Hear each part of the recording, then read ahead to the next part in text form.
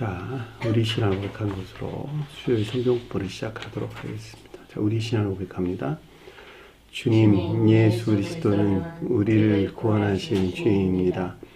우리는 세상을 속량하신 이 한 분 하나님을 예배합니다. 우리 주님 안에는 성부, 성자, 성령이 계시며 그의 인성은 신령입니다. 그러나 우리를 구원하시기 위하여 세상에 오셔서 우리의 성경을 씌하셨습니다. 우리 주님께서는 십자가의 고난을 받는 데까지 시험을 당하여 참으셨고 지옥을 이기셔서 사람들을 지옥으로부터 놓아주셨습니다. 인성을 낳으신 신성에 그 인성을 통합하셔서 영화 되셨습니다. 이 영화 없이는 아무도 구원을 받을 수 없습니다. 사람은 주님을 믿고 그의 계명을 지켜야 구원을 받습니다. 주님의 계명은 주님께서 우리를 사랑하신 것 같이 우리가 서로 사랑하라는 것입니다. 아멘. 자, 오늘 말씀 보도록 하겠습니다. 요한복음서 2장 23절에서 25절 말씀 보도록 하겠습니다. 요한복음서 2장 23절에서 25절 말씀 보도록 하겠습니다. 6월절에 예수께서 예루살렘에 계시니 많은 사람이 그의 행하신 표적을 보고 그 이름을 믿었으나 예수는 그의 몸을 그들에게 의탁하지 아니하셨으니 이는 친히 모든 사람을 아시며 또 사람에 대하여 누구의 증언도 받으실 필요가 없었으니 이는 그가 친히 사람의 속에 있는 것을 아셨음이니라. 아멘. 자, 지난 시간에 공부했던 내용을 잠시 살펴보도록 하겠습니다. 18절 보니까 그러므로 유대인들이 대답하여 그에게 이르되, 여기서 유대인들은 내적 예배에서 분리된 우상숭배적인 외적인 예배하는 자들을 가리킨다 설명을 드렸죠. 이들이 이렇게 표징되는 이유는 그들은 모세의 율법을 문자리 뜻에서 이해해서 지켰기 때문에 그러는 거예요.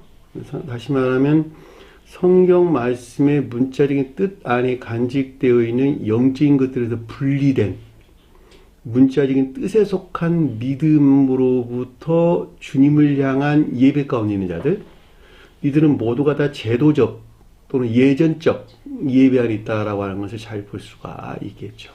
그럼에도 불구하고 여기서 유대인들이 표징되고 있는 것은 유대인들이 선한 뜻에서 선을 표징하기 때문에 그러는 거예요. 여기서는 반대로 악을 지금 우리에게 설명해 주고 있다라고 하는 것을 잘 볼 수가 있습니다. 이 같은 이유에서 유대인들이 대답했다라는 말의 뜻은 이 악 가운데 있는 것들에 대한 분별이나 판단을 가리킨다라고 하는 것을 잘 볼 수가 있겠죠. 예수께서 말하시기를, 예수 없는 단어이고 그에게 말하기를 성언에서 비롯된 이 가운데 있는 것들에 대한 내면적인 지각을 뜻한다라고 하는 것을 잘 볼 수가 있겠죠. 마치 문자적인 뜻으로만 보면 유대인들이 지금 주님께 말하는 것 같이 기술되어 있는 것이지만 사실은 이미 주님께서는 우리에게 말하고 계시죠. 그러니까 유대인에 속한 것들에 대한 저와 여러분들이 지금 어떻다고? 내면적인 지각이 있는 것을 가리킨다라고 하는 것을 잘 볼 수가 있습니다. 이런 일을 행하니 무슨 표적을 우리에게 보이겠느냐라고 하는 것이었는데, 이런 일이라고 하는 것이 앞에서 일어난 일들에 대한 것을 지금 뜻한다라고 하는 것을 잘 볼 수가 있겠죠. 앞에서는 무슨 일이 있었냐 그랬더니 마치 양이나 소가 뜻하는 것 같은, 이 가운데 있는 것 같은 것들을 성전에서 쫓아냈죠. 주님으로부터. 그리고 또 돈 바꾸는 자들의 돈을 쏟고 또 상을 뒤엎고라고 하는 일들이 지금 있었단 말이죠. 이것들을 통해 가지고 저와 여러분들 안에서 어떤 증표들이 나타날 것인데 그 말이 가르쳐서 여기서 무슨 표적을 우리에게 보이겠느냐라고 하는 것을 잘 볼 수가 있겠죠. 앞에 설명한 이 같은 것을 통해서 나타나는 영적인 징표들을 뜻한다라고 하는 것을 명백하게 이해해 볼 수가 있습니다. 19절 보니까 예수께서 대답하여 그들에게 이르기시되 예폰 말하기를, 그러니까 예수는 성을로서 주님을 가리킨다. 왜 마가복음에서는 신령 영적인 존재니 신령 천적인 존재니 이렇게 설명하시더만 왜 여기서 예수는 성을로서 주님이라고 말을 합니까? 라는 의문을 가질 수가 있겠네요. 자, 여러분, 제가 여러분들에게 설명드렸던 것 같이 마태, 마가, 누가는 가장 높은 뜻에서 신령 인성으로서 주님의 영화 과정을 서술하고 있다 이렇게 설명드렸죠. 마태는 신령 천적인 것들에 대해서, 마가는 신령 영적인 것들에 대해서, 누가는 신령 자연적인 것들에 대해서, 이 세 등차에서 영화 대신 주님에 대한 설명이었어요. 그러니까는 신령 천적인 것들은 신령 존재의 측면에서 거듭났고, 그 다음에 영적인 것들은 신령 존재에 속한 신령 진리 측면에서 거듭나셨고, 영화되셨고, 그리고 자연적인 것들은 신령 영적인 존재에 속한 신령 진리에 대해서 영화되셨다라고 하는 것을 잘 볼 수가 있겠죠. 그래서 영화됐다라고 하는 것은 신령 천적, 영적, 자연적인 것들이 오로지 한 몸으로 결합된 신령 인성 안에는 주님 자신을 가리킨다라고 하는 것도 우리가 명백하게 이해해 볼 수가 있겠죠. 자, 이분 주님으로만부터 멸망된 교회에 속한 자들이 구원이 있겠죠. 그 구원할 목적에도 우리에게 뭘 주셨죠? 성원을 주셔서 성원을. 그래서 요한복음 1장 1절에 뭐라고 그랬어요? 최초에 말씀이 계셨으니 라고 지금 우리에게 설명해 주신 거예요. 왜냐하면 성원 안에 새겨진 것이 주님 자신이기 때문에 그러는 거예요. 그러니까 신령 인성으로서 주님에 속한 모든 것들이 어디에 새겨져 있다? 성경 말씀에. 그러니까 성경 말씀에 새겨져 있기 때문에 성경 말씀을 통해서 멸망된 교회에 속한 자들이 구원에 관한 내용이 요한복음서 내용인 것을 잘 볼 수가 있단 말입니다.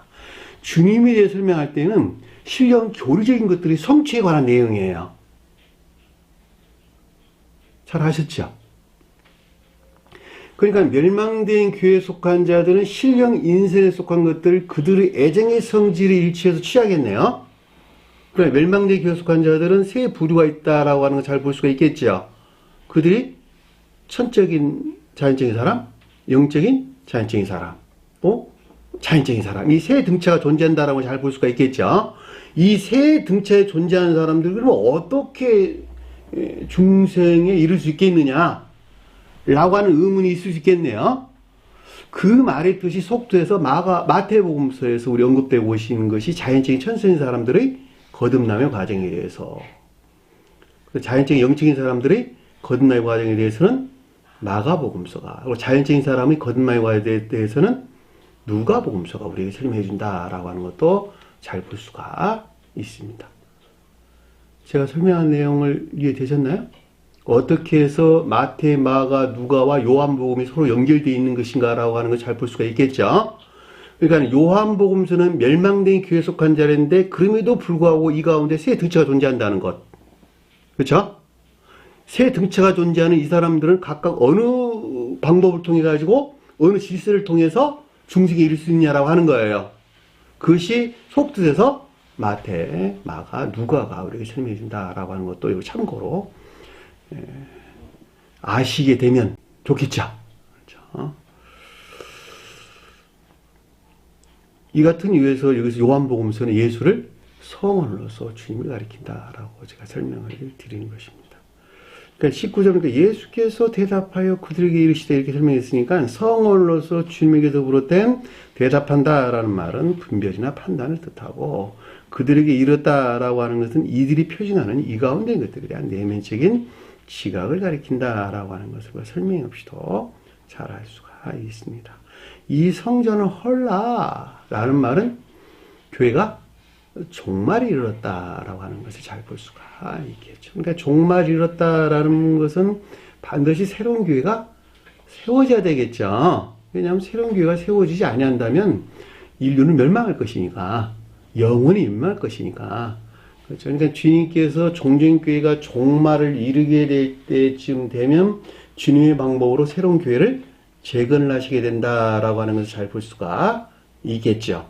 그러니까 오늘날에는 기독교회가 종말에 이르렀죠. 기독교회가 종말에 이르러서 주님의 방법으로 다시 새 예루살렘이라고 하는 새로운 교회를 재건하시게 되는데, 이것은 무슨 방법으로?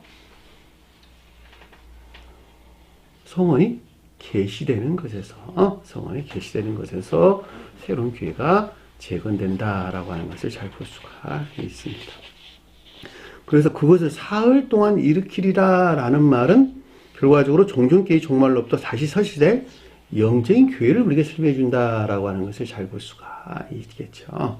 이 사흘이라는 말은 선의 측면에서 우리가 언급해 준 것으로 진리 안에 있는 모든 것들이 주님에게서 온 거룩한 선과 결합된 충만한 상태를 가리키는 말의 뜻이에요. 이들이 곧 새로 재건된 영적인 교회에 속한 자들이 된다라고 하는 것을 잘 볼 수가 있겠죠. 그리고 일으키다라는 말의 뜻은 에게이로라는 뜻으로 주님에게서 온 천계적인 빛으로부터 영적인 것들이 조요된 지혜나 총명하는 상태를 가리키는 말의 뜻이에요. 자, 지혜나 총명은 어디서 나왔다고? 사랑에서 나온 거예요. 영적인 사람들은 인내에서 나온, 영적인 사랑에서 나온 지혜나 총명에 속한 지식이 있는 상태를 여기서 일으키다라는 뜻인 것을 잘 볼 수가 있겠죠. 천적인 사람들은 태양빛에서 비롯된, 다시 말하면 천적인 사랑에서 나온 지혜 안에 있는 상태. 천적인 사람이 이렇게, 천적인 교속한 자들 이렇게 설명을 하는 것입니다. 그 말이 여기서 그들을 사흘 동안 일으키리라라는 뜻인 것을 명확하게 이해해 볼 수가 있습니다. 20절 보니까, 그러므로 유대인들이 이르되, 자, 내적 예배에서 분리된 우상숭배적인 외적인 예배에 속한 악 가운데 있는 자들 또는 이 가운데 있는 것들에 대한 내면적인 지각을 뜻한다라고 하는 것을 잘 알 수가 있겠고, 이 성전은 46년 동안 지었다. 명확하죠? 성전은 새로운 교회를 가리키는 말의 뜻이고, 새로 재건된 40은 새로운 교회가 재건되기까지 충분한 시험의 기간을 뜻한다라고 하는 것을 잘 볼 수가 있고, 6이라고 하는 것은 모든 진리 측면에서 일곱째 날을 맞이하기까지의 시험의 기간이에요. 이것이 6년이라고 하는 선의 측면에서 우리에게 설명해 준다라고 하는 것을 잘 볼 수가 있습니다. 이 같은 이유에서 46년이라는 말이 언급돼서 나왔어요. 그러니까 이건 가르침들을 만약에 문자적인 뜻에서 이해한다면 그만큼 어리석은 자가 어디 있겠어요. 어떻게 사흘 만에 집을 줘 주님 성전을 지을 수 있겠어. 말이 안 되는 소리잖아. 그죠? 46년 동안 지었다는 말은 이해될 수 있어요. 그쵸? 그 웅장한 건물 지려면 46년 걸릴 수 있는 것이니까 46년이 아니라 저기 유럽에 가봐. 유럽 성당들 가서 봐봐. 460년 진대니까. 46년은 사실 짧어. 그 유럽에 가서 참 나 그 성당 나는 보고 그냥 입이 쩍 벌어지던데, 야, 인간의 탐욕이 이렇구나라고 하는 것을 저는 이해했어요. 그 아름다움이 아니라, 야, 그 몇몇의 그 인간의 탐욕으로부터 수많은 사람들이 죽어나갔겠다, 여기서. 문짝보다 더 큰, 더 두껍고 더 큰 그 대리석들을 어떻게 그 꼭대기까지, 높이가 100m가 넘는 그런 꼭대기까지 대리석을 올려가지고 그런 건물을 지었는지 상상이 안 간다니까. 그러니까 여기서 46년이라고 하는 것은 문자의 뜻에서 이해되는 것이 아니라 영적인 뜻에서 이 낱말들이 뜻하는 상태를 우리에게 설명해 준다라고 하는 것을 잘 볼 수가 있겠습니다. 내가 3일 동안 일으키겠느냐라고 하는 것은 전자 이 같은 상태에서 분리되어 모든 진리가 거룩한 선에 활착된 영적인 믿음 안에 있는 상태, 즉 새롭게 재건된 영적인 교회를 표준해 준다라고 하는 것을 잘 볼 수가 있겠죠. 우리 앞에서 공부한 것과 똑같죠. 그럼에도 불구하고 유대인들은 이것들에 대한 이해가 있었다 없었다? 전혀 알지 못하는 무지 가운데 있었다라고 하는 것을 잘 볼 수가 있죠. 오늘날 기독교에 속하다가 동일해요. 전혀 다른 것이 아니라 똑같다라고 하는 것을 잘 볼 수가 있습니다. 제가 20년 가깝게 기독교회, 개신교회에 머물러 있으면서 이것에 대한 설교하는 사람 나 한 번도 본 적이 없어요. 설교한 사람 있던가요? 단 한 번도 난 본 적이 없어. 요한복음서 가지고도 설교한 사람들 사실 극히 드물어요. 왜냐면 이게 다 대응으로 기술되어 있는 것들이기 때문에 영적인 것들은 어떤 가르침들이 없이는 그 말들을 풀어낼 수가 없는 것입니다. 다 문자적인 뜻에서 그 어떤 것들을 이해하고 말을 하는 것이기 때문에 그들 추론들로부터 해석을 해내는 것이기 때문에 이 같은 가르침들을 안다라고 하는 것은 거의 불가능한 이야기죠. 21절 보니까 그러나 이것을 성전된 그의 몸을 가리켜 말씀하신 것이라 이렇게 설명했던 말이죠. 그러니까 결과적으로 성전이 곧 새 예루살렘이 곧 주님의 몸이었다라고 하는 것을 잘 볼 수가 있겠고 주님의 몸은 가장 높은 데서 신령 인성으로서 주님을 가리킨다라고 하는 것도 잘 볼 수가 있겠죠. 신령 인성, 신령선 그 자체예요. 그러니까 결과적으로 천계나 교회가 곧 주님의 몸인 것도 우리가 명확하게 이해해 볼 수가 있습니다. 22절 보니까 그러므로 죽음에서 살아난 후에야 저와 여러분들의 설명이에요. 저와 여러분들이 죽음에서 살아났다는 말은 무슨 말일까? 지옥에서 분리되어서 구출된 중생한 상태. 가장 높은 주님의 영화를 표정하고 속도에서는 중생을 설명해 준다라고 하는 것을 잘 볼 수가 있겠죠. 그의 제자들이니까 중생한 자들의 제자들이죠. 그러니까 중생한 영적인 믿음 안에 있는 자들이 이 같은 말씀, 레고, 그러니까 성월로 주님의 가르침에 대해서 밝아진 천계의 빛에서부터 총명 가운데 있는 우리가 앞에 공부했던 에게유라가 뜻하는 상태에 있는 기억 안에 있는 것을 뜻한다라고 하는 것을 잘 볼 수가 있겠죠. 영적인 것들이 밝아진 총명에 속한 기억 안에 있는 것을 뜻한다라고 하는 것을 설명 없이도 잘 알 수 있습니다. 자, 예수께서 말씀하신 이것, 곧 성령과 말씀을 믿더라. 예수께서 말씀하신 것이다. 그랬더니 말씀한다는 말이 에이포이라는 단어를 썼어요. 그러니까 성월로서 주님에게서 비롯된 내면적인 지각이 있었다라고 하는 것을 잘 볼 수가 있겠고, 성경 말씀은 뭐라고? 신령 인성에 속한 주님에만 있는 모든 것들이 새겨진 말씀이에요. 성언이에요. 성경 말씀. 그러니까 신령 인성으로도 주님이 새겨진 성경 말씀과 성언과 여기서 비롯된 말씀, 로고스, 뭘까? 교리적인 진리들. 이 가운데는 교리 진리들을 믿었다라는 말의 뜻은 적용되는, 선용되는, 그렇죠? 교리적인 진리들은 다 어디에 들어와 있을까? 기억자 안에 들어와 있어요. 그래서 뒤에서 앞에서 회상하다는 말이 그래서 언급돼서 나온 거예요. 네?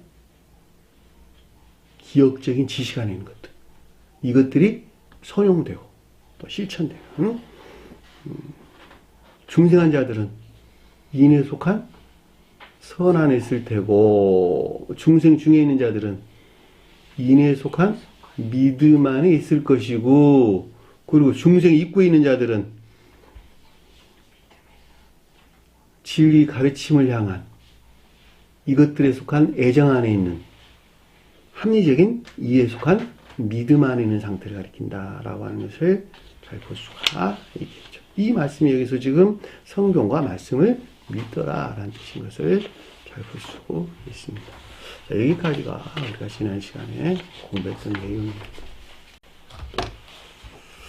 자, 23절 보니까 이에 명절 6월절에 명절이라는 단어가 빠졌어요. 명절 6월절에 예루살렘에 계시니 예루살렘에 있는데 라는 뜻이에요. 예수라는 단어가 없는 단어고 빼버리시고 이에 명절 6월절에 예루살렘에 있는데 라는 뜻이에요. 명절이란 말이 무슨 말일까? 이스라엘 민족들에게 있는 명절은 뭘 가리키는 말일까? 축제일, 명절.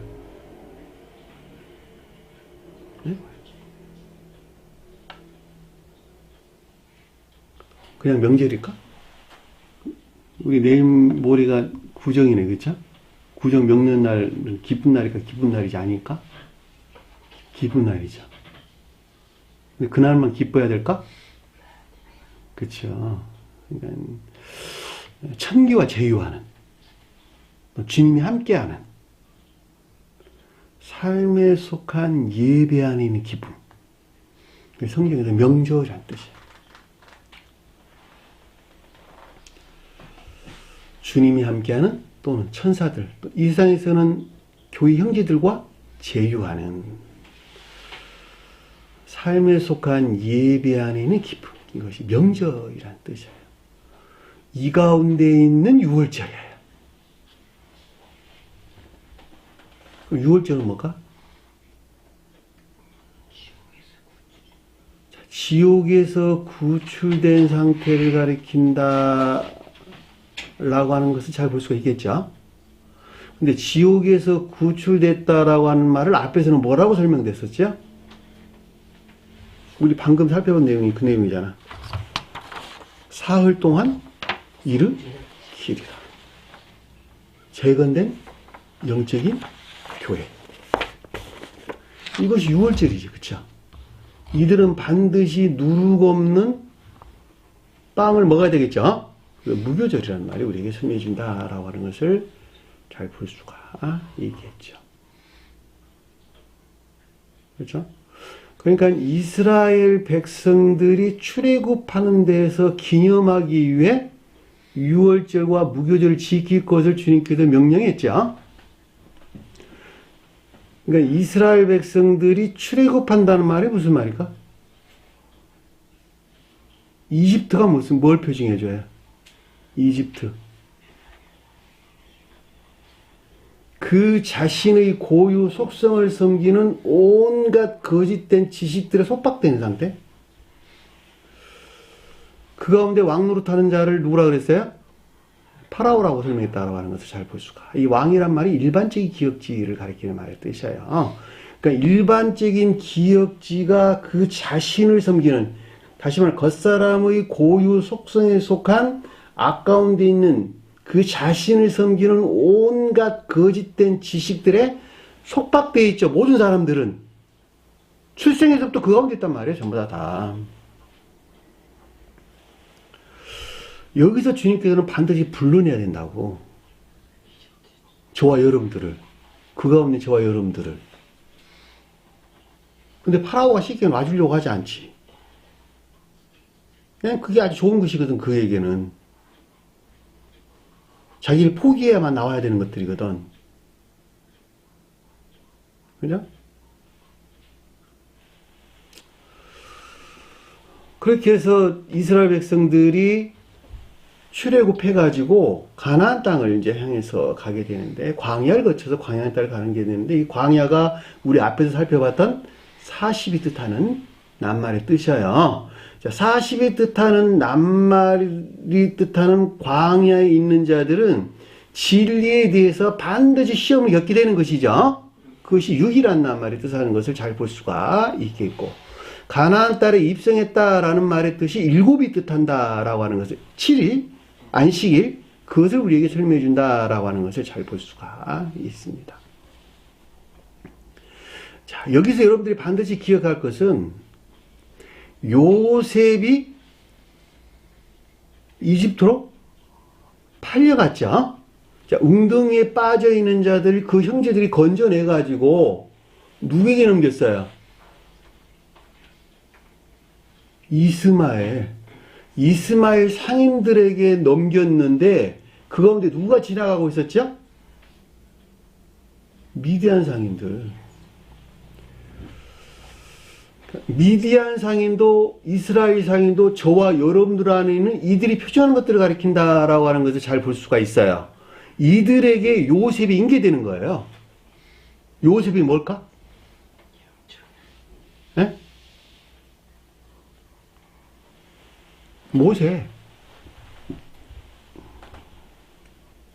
모세가 신령 지위로 주님 표정하죠. 그죠? 이스라엘 백성들을 애굽시킨 모세. 그러면 요셉이 이집트에서 총리하는 것도 똑같은 말의 뜻이네. 요셉도 누구예요? 신령 진리로서 주님을 표징해 준다라고 하는 것을 잘 볼 수가 있잖아요. 신령 진리로서 주님에게서 비롯된 것들이 저와 여러분들이 들어오면은 천적 영적인 진리가 되는 거예요. 저는 여러분들의 그걸 가리키고 있는 것이잖아. 영적인 진리 안에 있는 것들을 교리적으로 가리키고 있잖아. 그러니까 요셉이 여러분들한테 들어가가지고 총리가 되면, 그죠? 총리가 되면 그들을 출애굽시키겠네. 그쵸? 그런데 여기서 미디안과 이스마엘이 언급되는 것은 미디안은 뭘 표현하기 때문에? 우상숭배적인 믿음 안에 있으나 그럼에도 불구하고 주님과 결합될 수 있는 유사한 성품을 지닌 자연적인 소박한 선한 삶 가운데 있는 자들을 표징해 준다라고 하는 것을 잘 볼 수가 있단 말입니다. 이 같은 이유에서 미디안 제사장의 딸을 모세가 아내로 삼잖아요. 모세가 뭘 가리키니까 성원으로서 또는 신령 진리로서 주님을 표징해 주기 때문에 제사장은 삶에 속한 선 안에 있는 자들을, 딸들은 이 선에서 파생된 진리에 속한 애정 안에 있는 자들을, 근데 어디에 머물러 있었어요? 광야에. 그 마음이 교회 안에 있다는 말이 황폐된 상태에 있다는 거예요. 황폐된 상태에 있다는 거야. 이들에게 반드시 모세는 가야 되고, 그리고 제사장의 땅을 아내로 맞이해야 되는 거예요. 야곱이 밧단아람에 가가지고 라반의 딸들을 아내로 맞이하는 것과 똑같아. 하나 다른 것이 아니라니까. 제가 유월절 설명하는 거예요, 지금 여러분들에게. 유월절 말이 무슨 뜻인가. 그러니까 미디안 제사장 딸은 양을 쳤다. 양을 치는데 우물에서 물을 먹인다라고 하는 것은, 양들에게 물을 먹인다라고 하는 것은 내적 진리에서 아니면 외적 진리에서, 문자적인 뜻에서 비롯된 자연적인 진리들에서 비롯된 양이 뜻하는 교리적인 선행 안에 있는 상태를 우리에게 설명해 준다라고 하는 것을 잘 볼 수가 있단 말입니다. 그죠? 그리고 모세는 이스라엘 백성들을 구원하려고 어디로 가요? 이집트로 간다니까.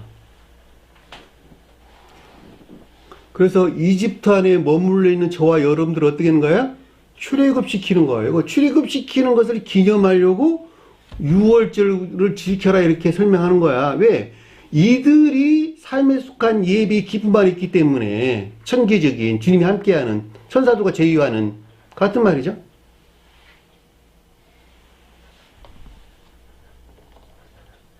그런데 무교절 안에 한 날에 갈 수 있어 없어요? 없겠지요.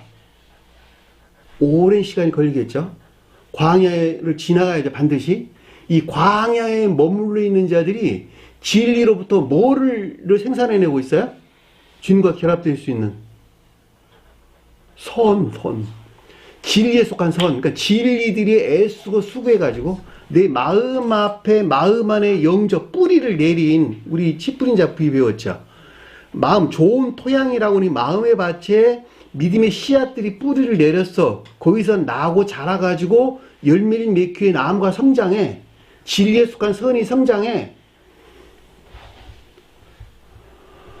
열매를 맺기까지. 그것을 추수절, 맥추절, 오순절이라는 말의 뜻이야. 다시 말하면 가나안 땅의 입문을 일컫는 말씀의 뜻이다. 이해되셨나요? 그러면 추수절을 맞이하고 맥추절을 맞이하고 또 오순절을 맞이한 자들은 반드시 가나안 땅에 속한 삶 가운데 있어야 되겠죠. 자, 진리들이 시인되고 고백되는 삶에 속한 예배 가운데 있어야 되겠죠. 그 말을 다른 말로 바꾸고 말하면 열매를 맺은 믿음이 인애에 속한 선한 삶 가운데 있어야 되겠죠. 그것을 장막절이다, 수장절이다, 초막절이다 그러는 거예요. 이 같은 이유에서 주님께서 이스라엘 백성들에게 영적인 기회에 속한 저와 여러분들에게 반드시 지켜야 될 것을 세 명절 우리에게 명령을 준 거예요. 유월절과 수수절과 장막절. 질서에서. 그러니까 이 가르침들을 이해하지 못하고 단순하게 문자적인 뜻에서 그 낱말들을 이해해서 그 어떤 제도적인 또는 예배 안에 있다 한다면 그게 무슨 의미가 있겠냔 말이에요. 앞에서 유대인들이 다 이들을 가리키는 말의 뜻이라니까. 이 같은 영적인 가르침들을 전혀 알지 못하고 삶에 속한 예배에서 분리된 이것이 내적 예배예요. 삶 가운데 실천되는 주님을 사랑하는 삶, 기쁨에 속한 삶 가운데 있는 자들 가리켜서 내적인 예배에 있다 이러는 거예요. 그 이 내적인 예배에서 분리된 문자적인 뜻에 속한 이해에서 비롯된 우상숭배적인 외적인 예배 안에 있는 자들은 그 자체로 다 아까운다는 것이죠. 이래서 유대인들이 지금 언급돼서 나왔단 말이죠. 왜냐하면 주님 당시 때에 이들이 모세의 율법에 속한 이 가운데 있었기 때문에, 율법적 예배 안에 있었기 때문에.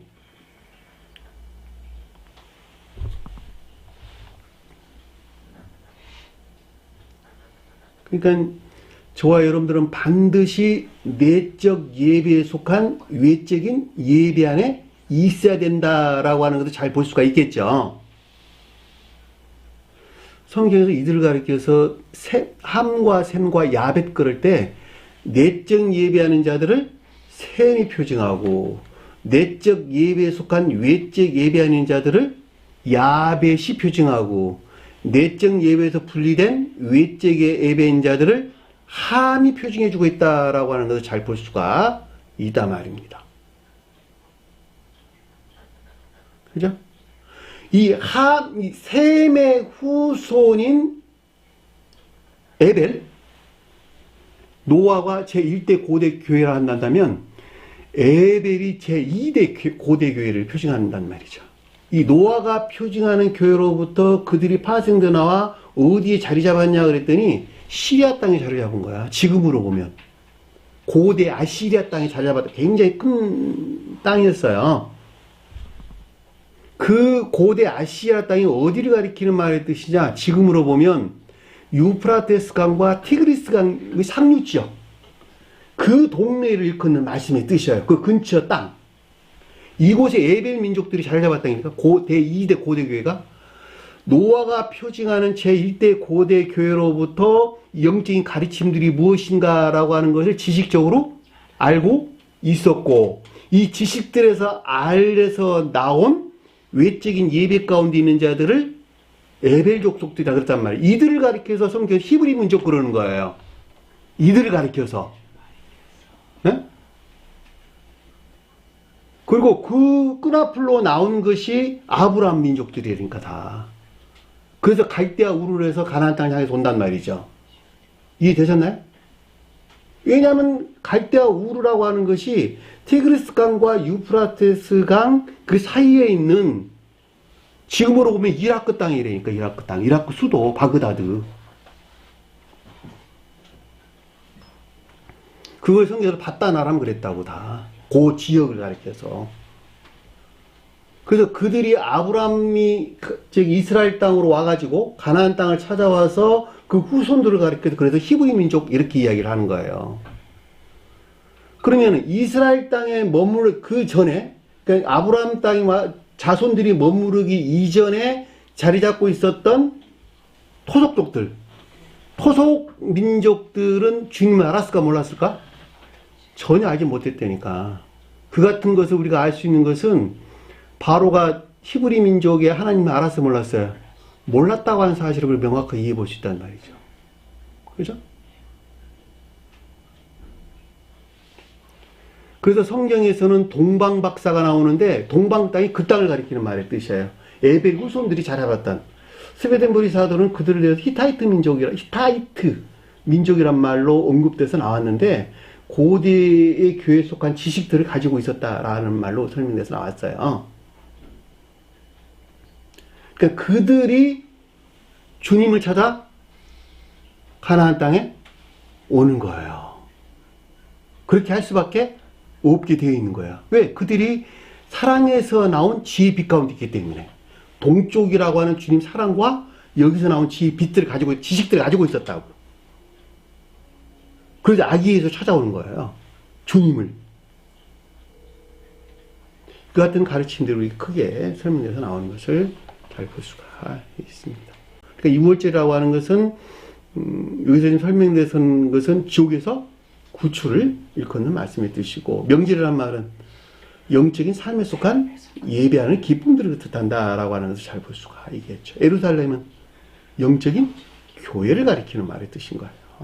그러니까 이 말을 그러니까 풀어서 설명하면 영적인 삶에 속한 예배 안에 있는 것으로 지옥에서 구출된 영적인 교회 안에 있는 것들을 우리에게 표준해주고 있다라고 하는 것을 잘 볼 수가 있단 말입니다. 그 말씀이 앞에서 내가 사흘 동안, 그것을 사흘 동안 일으키리라라는 뜻과 같은 말인 것을 잘 볼 수가 있겠지요.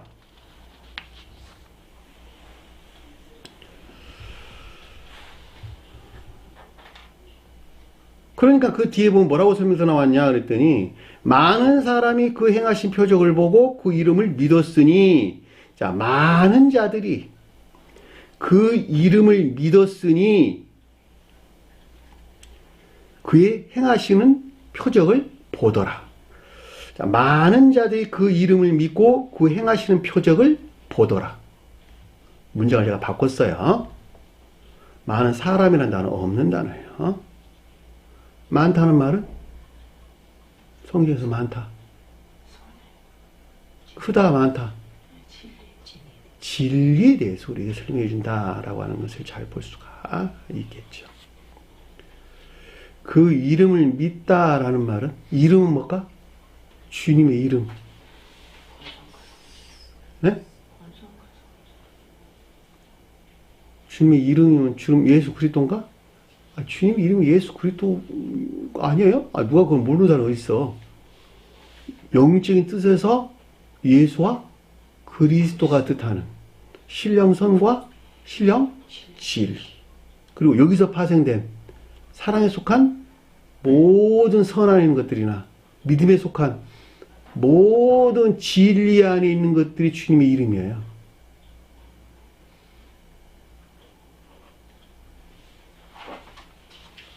왜냐하면 일반적이든 개별적이든 그 가운데는 모든 것들이 주님의 몸이기 때문에. 그죠? 누구 이름을 부를 때 그 이름 안에 그 사람의 모든 것들이 담겨져 있죠? 그 다음에 모든 성품이 그 가운데 담겨져 있죠?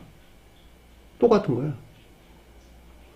그러니까 주님의 두 이름 안에 주님의 본성과 성질이 다 담겨져 있죠?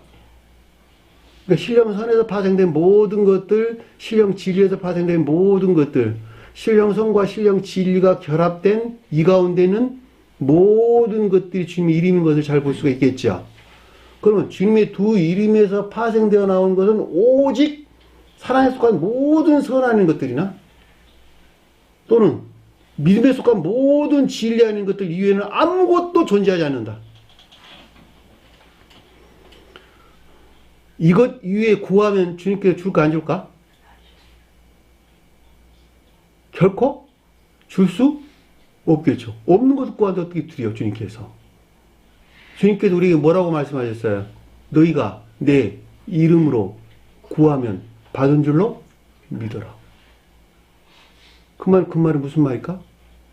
아주 명확하죠. 너희가 주님이 두 이름에 속한 애정이나 열망 가운데 있다면 이미 받은 줄로 믿어라. 왜? 그 가운데 자들은 그 가운데 있을 것이니까. 왜?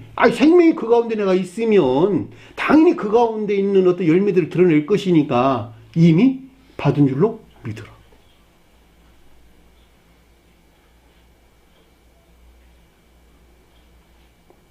그러니까 주님께서 우리에게 주기도문에서 그걸 가르쳐 주는 거예요.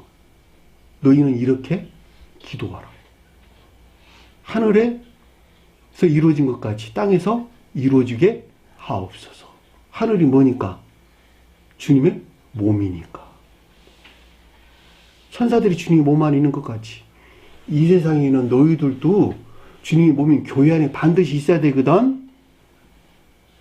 청계나 교회는 오직 주님의 두 이름에서 파생된 이 가운데 있는 것들 이외에 아무것도 없는 것이거든. 그러니까 너희는 기도할 때 이것들을 향한 열망이나 갈망 가운데 있어야 된다는 거예요. 그럼 내가 중지해 줄게. 신령 진리로 중지가 그때 있다는 거예요. 섭리가 그 가운데 있다는 거예요.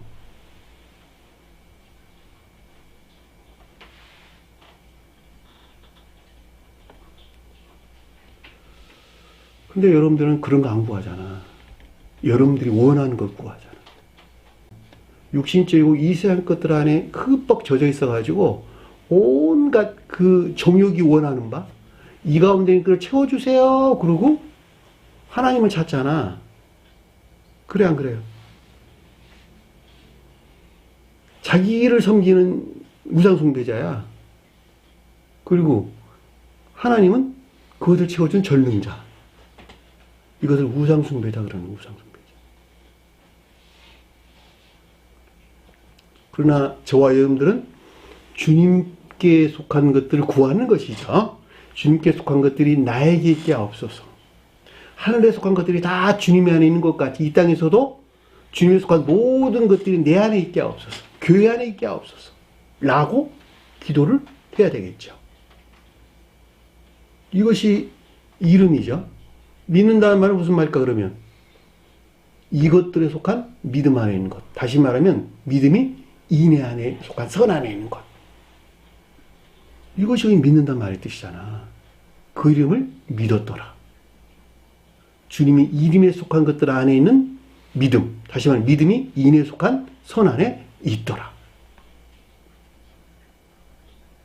이 인에 속한 선이라고 하는 열매를 맺은 자들은 이 선한 열매를 맺는 이 선에서 나온 영적인 것들에 대한 지각이 있을까 없을까? 가지고 있겠죠. 그 말을 가리켜서 그 행하시는 표적을 보더라. 이 본다는 말이 데오레오란 뜻인데 식별하다, 고려해보다, 지각가다, 가까이서 보다, 방문하다 이런 뜻에서 나온 낱말이에요. 데아오마이. 다시 말하면 지시간에 있는 것이 아니고 자기가 영적인 시험을 통해서 깨달아 알게 된 것인데 이것이 어디서 나왔다? 선에서 나온 천계적인 영적인 사랑에서 나온 영적인 것들에 속한 또 진리 안에 있는 것들에 대한 지각을 가리킨다라고 하는 것을 잘 볼 수가 있습니다. 표적은 뭘까? 저와 여러분들 안에 나타난 영적인 증표들이에요. 없던 것들이 나타난 영적인 징표들이라고. 그동안에 저와 여러분이 어디에 머물러 있었어요? 지옥 안에 머물러 있었는데 주님 이름 안에 있다 보니까 주님의 이름에 속한 것들이 쪼개져 내 안에 들어와 어떤 징표들을 드러냈다니까 그것이 열매를 맺은 믿음이 인에 속한 선 안에 있는 것들이니까 이 선에서는 뭐가 파생되어 나왔을까? 진리 안에 있는 것들이 파생되어 나왔겠죠. 그러니까 이 선에서 파생된 진리 안에 있는 것들에 대한 지각 가운데 있었는데 그 말이 가리켜서 그 행하신 표적을 보더라 라는 뜻인 것을 잘 알 수 있다는 말입니다.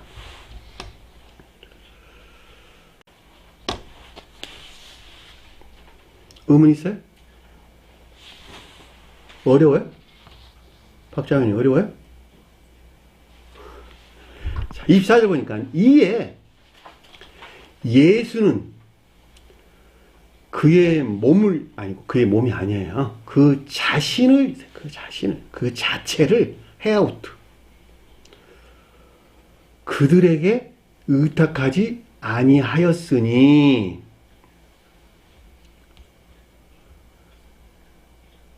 그 자신한 말이 헬라어에서 헤아우트란 뜻이에요. 헤아우트. 그 자신, 그 자체를 이런 뜻이에요. 그러니까 주님의 이름에 속한 그 자체를 이 뜻이에요. 주님의 이름에서 파생된 모든 것들을 그들에게 이탁하지 아니하였으니 이 뜻이에요. 설명 다시 말하면 그들이 누굴까? 앞뒤 문맥으로 보면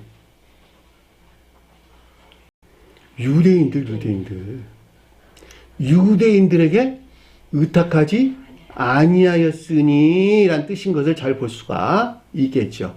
왜냐하면 유대인들이 아까 설명한 그 상태에 있는 것이니까. 예?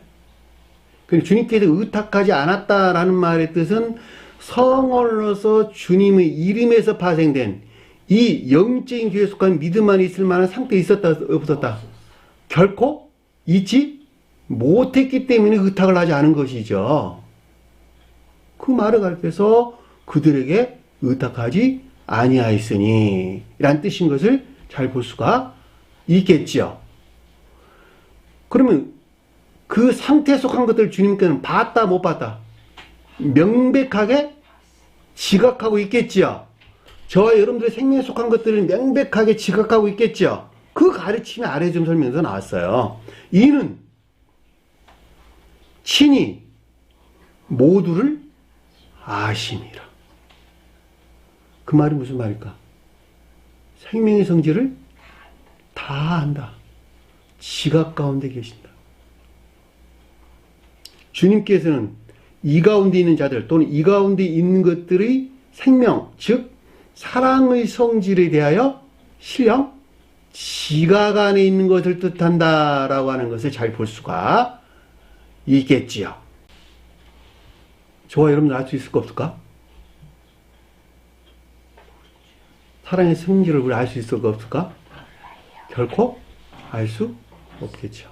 우리가 아까 잠깐 티타임 때 서로 대화를 나눴던 것 같이 주님 이외에는 어느 누구도 그 사람의 사랑의 성질을 알 수 없다라고 하는 것을 우리는 명백하게 알아야 합니다. 따라서 저희가 여러분들이 어느 누구를 비판할 수 있다 없다? 결코 비판할 수 없다라고 하는 것도 명백하게 이해하셔야 되겠죠. 자, 이 같은 이유에서 주님께서는 마태복음서 7장에 보면 우리가 설명해 준 내용이 잘 아는 내용, 예전에 다 공부했던 내용들이에요.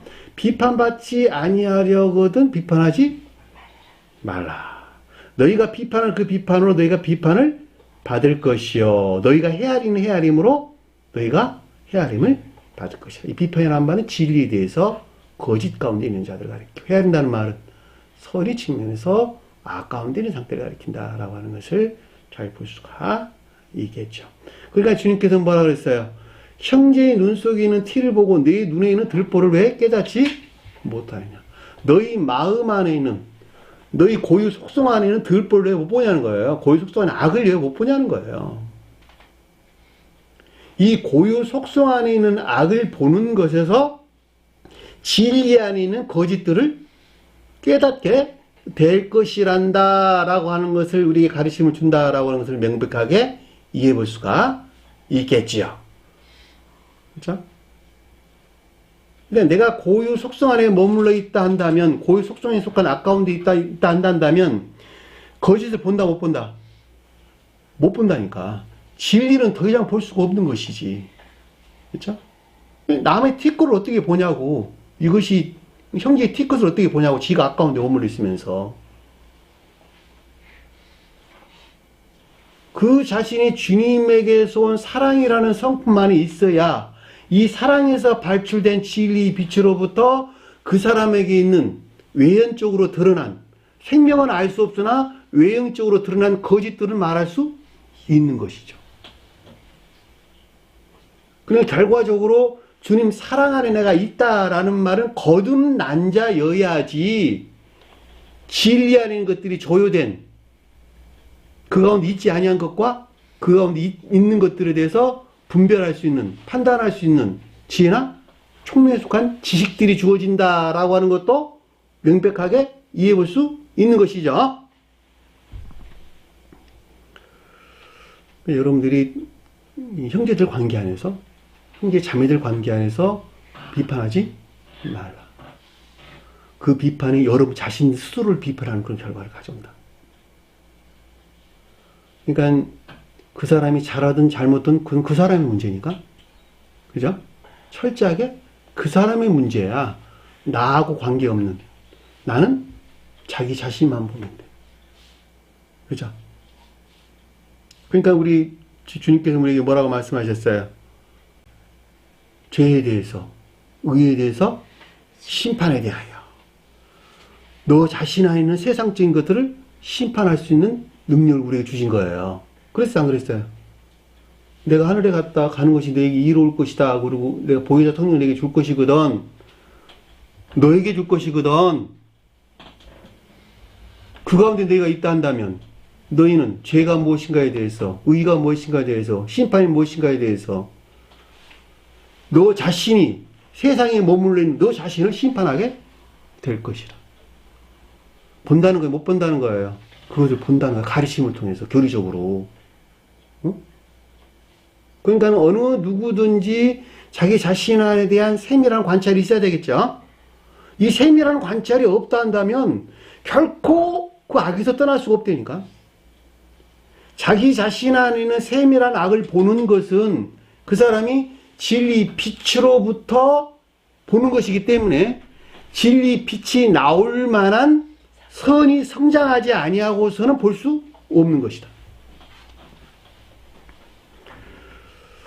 그러니까 지옥의 영들은 결코 선이 무엇인지, 진리가 무엇인지, 그 자신 안에 악이 무엇인지, 거짓이 무엇인지를 알 수 없다.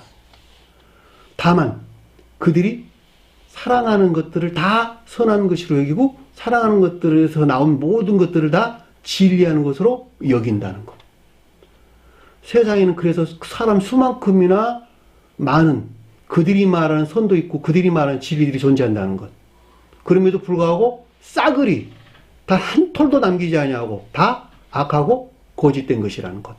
왜냐하면 오직 선과 진리는 주님에게서만 파생되어 나오기 때문에. 아셨나요? 왜냐하면 주님만이 오직 홀로 선하신 분이시니까.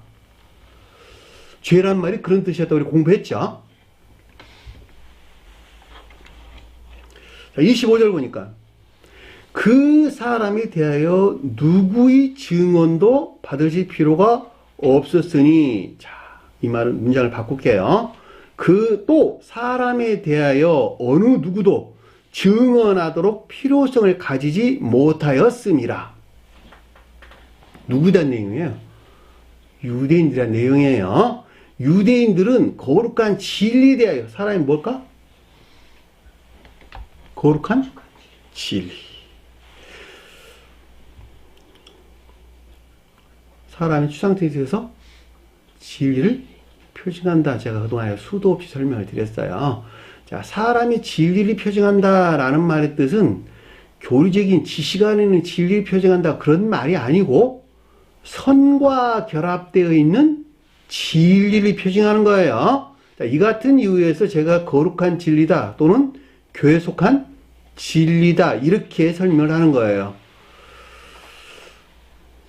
이유 아셨나요?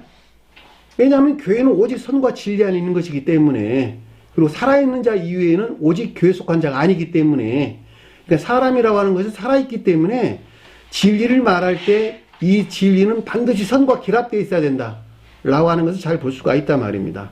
그래서 여기서 또 사람에 대하여 이렇게 말하는 것은 교회에 속한 거룩한 진리들로 누구도 어느 누구도 증언하도록 필요성을 가지지 못하였으니 라는 말의 뜻은 유대인들은 어느 누구도 증거를 증거할 만한 애정 안에 있었다 없었다? 애정에 속한 진리 안에 또는 애정 안에 있지 못한 것을 뜻한다 라고 하는 것을 잘 볼 수가 있다 말입니다. 필요성이 없다. 필요가 없다는 말은 필요를 가지지 아니하다 이런 뜻이에요. 원어를 보면 크레이아, 필요, 필요성, 에코, 가지다, 소유하다, 가지지 못하다. 우크, 그 뜻이에요. 그럼에도 불구하고 그들은 예배 안에 있다고 여기는 것이죠. 그것이 문제야. 그것이. 아, 내가 주님을 향한 예배 안에 있지 못하고. 그래야 되는데 그럼에도 불구하고 자신이 주님을 향한 예배 안에 있다고 여긴다면 거기서 떠나려 할까 안 할까? 결코 떠나려 하지를 않겠지요. 그래서 그들은 영혼까지 그 가운데 있을 수밖에 없다라고 하는 것을 잘 볼 수가 있단 말입니다. 이 같은 이유에서 유대교가 종말에 이른 것에서 새로운 기독교가 재건된 것이죠. 주님이 강림하셔가지고 오늘날에는 기독교의 종말로부터 새로운 영적인 교회가 재건되는 것이죠. 이 새로운 영적인 교회의 재건은 뭘 통해 가지고 아까 우리 티타임 때 이야기했잖아. 뭘 통해서? 성언이 계시되는 것에서 문자적인 뜻 안에 간직되어 있는 하늘에 속한 것들이 계시된다니까, 영적인 것들이 계시된다니까, 주님의 영광에 속한 것들이 계시된다니까. 영광이 뭐였어요? 네? 신령? 주님에게서 온 신령? 진리. 교리 안에 있는 신령? 진리. 저 여러분들 설명할 때는 문자적인 뜻 안에 간직된 신령 진리에 속한 신령 거룩한 영적인 것들, 개별적으로 언급할 때는 그 영적인 것들에서 파생된 인애나 믿음 안에 있는 것들, 이거 주님의 영광이라고. 이것들이 무엇인가라고 하는 것을 문자적인 뜻으로부터 계시를 통해 가지고 이 가운데 있는 자들을 통해서 새로운 교회가 재건된다라고 하는 것을 잘 볼 수가 있겠죠. 그건 우리가 앞에서 공부했던 마태복음서에서 명확하게 이해될 수 있어요. 그 환란 후에, 그 환란이 교회 종말 때를 가리킨다. 최후 심판, 교회 종말 때를 가리킨다라고 하는 것을 잘 볼 수가 있겠죠. 해가 어두워지며 달이 빛을 내지 않으며 별들이 하늘에서 떨어지며 하늘에서 권능이 흔들리니. 24장에 나온 말씀이잖아, 마태복음서. 해가 뜻하는, 달이 뜻하는, 별이 뜻하는 선과 진리, 또는 선과 진리에 속한 지식 안에 있는 것들. 그것이 별이잖아. 이것들이 다 떨어졌다는 거, 없어졌다는 교회에서. 이것이 교회 종말이라고. 어디에 있는 것들이 이거다? 지금 영광 안에 있는 것들이잖아. 네? 개별적으로 보면 주는 영광 안에 있는 것들이잖아, 다. 선, 진리? 이것들은 지식들 다.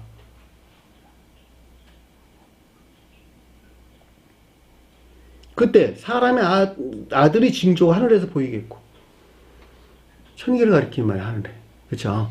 영적인 지위들에 속한 천계 아닌 것들이 보이겠고, 그때 땅의 모든 족속들이 통과하며 그 인자가 구름을 타고 능력과 큰 영광으로 오는 것을 보리라. 사람의 아들에 속한 영광을 보리라. 구름이 뭐였어요? 성경의 문자적인 뜻. 교회 종말 때 이르렀을 때, 예, 주님께서 계시록서에서 요한이 기록해 준 말씀을 우리가 살펴볼게요.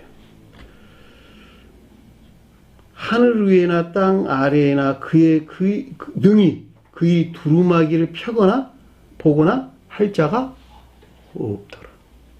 두루마기가 뭘까? 성경 말씀. 그에 펼 자가 없다는 거야. 문자인 뜻 안에 영적인 것들이 계시될 수 없더라. 그 말이잖아. 장로 중에 한 사람이 내게 말하되 울지 마라. 슬픔이네, 그쵸? 비애고 슬픔이네요. 유대 지파의 사자 다윗의 뿌리가 이겼으니. 다윗의 뿌리는 누구를 가리킬까? 다윗은 누구가 다윗? 이 땅에 오셔가지고 영화 대신 신령 인성으로서 주님. 그분이 다윗이 뿌리잖아. 다윗이 영화 과정에는 주님이 표징해 주는 것이니까 이 땅에 오셔서 마리아로부터 전수된 인간 속성을 스스로 입으시고 뭐 하려고? 오직 인류를 구원할 목적에서 시험을 겪으셨네요. 그렇죠? 영화 되기까지 시험을 겪으셨네요. 영화 겪기까지 시험을 겪는 과정이 다윗의 일생이야. 이해되셨나요? 다윗이 왕이 되어 솔로몬을 낳을 때가 영화 되신 상태를 우리에게 설명해주고 있다고. 그러니까 다윗이 뿌리라는 말의 뜻은 시험을 통해서 영화 되신 신령 인성으로서 주님을 가리킨다라고 하는 걸 잘 볼 수 있고, 그분이 곧 성원이었죠. 이분이 구름 타고 오시는 것이라니까. 문자인 뜻으로부터 영적인 것들이 주님 영광을 드러낸다니까. 그 영광이 신령 진리 안에 있는, 신령 진리에 속한 영적인 것들 안에 있는, 저희들 설명할 때는 그 영적인 것들에 속한 인애나 믿음 안에 있는 것들이 계시되는 것에서 이 가운데 있기를 원하고, 궁극적으로 이 가운데 있는 자들을 통해서 새 예루살렘이라고 하는 새로운 교회가 설치되었다.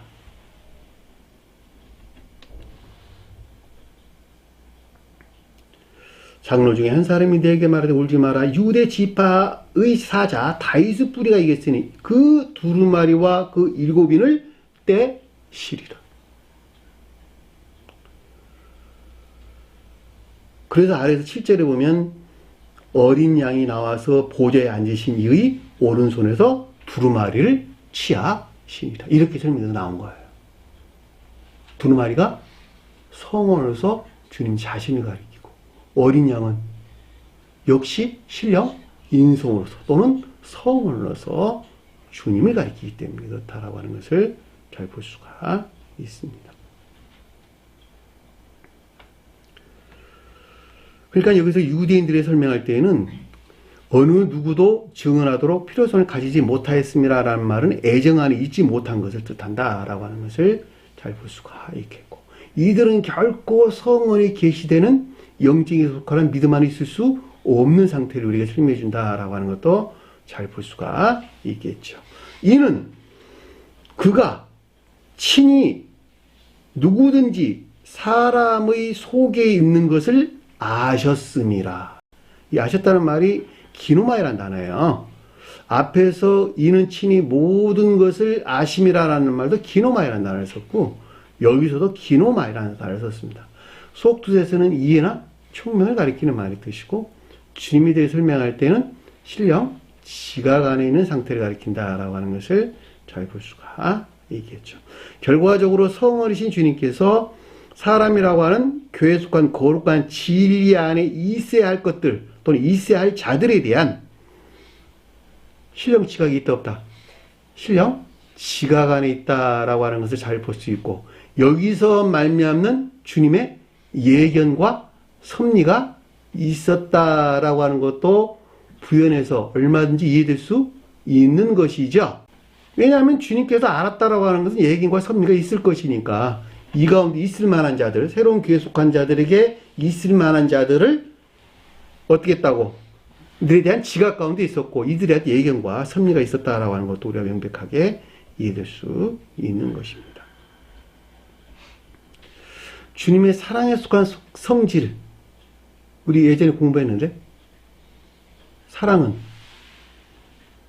그 경향이 잉태와 출산에 속한 계속적인 경향 안에 있고, 또 하나는 출산한 들에 대한 양육과 보호에 대한 계속적인 경향 안에 있다. 이것이 예견과 섭리예요. 주님 섭리란 말은 그런 뜻이에요. 네? 그러니까 주님 사랑이라고 하는 것은 오직 그 성질이 있어요. 저와 여러분 안에 들어와 가지고 주님께 속한 것들을 잉태시키고 출산하라고 하는 계속적인 경향이 있고, 또 그 가운데 있는 것들을 양육하고 보호하고자 하는 그 성질을 지니고 있단 말이죠. 이것이 주님의 운영이고 섭리라고. 저 여러분들뿐만 아니라 온 우주에 적용되는 말씀의 뜻이에요. 오늘 주신 말씀 마음속에 깊게 새기시고 한 주간을 승리하는 저의 되기를 간절히 축원합니다. 주기도문한 것으로 공부를 마치도록 하겠습니다. 하늘에 계신 우리 아버지, 이름을 거룩히 여김을 받으시오며 나라의 임하옵시며 뜻이 하늘에 준 것 같이 땅에서도 이루어지리라.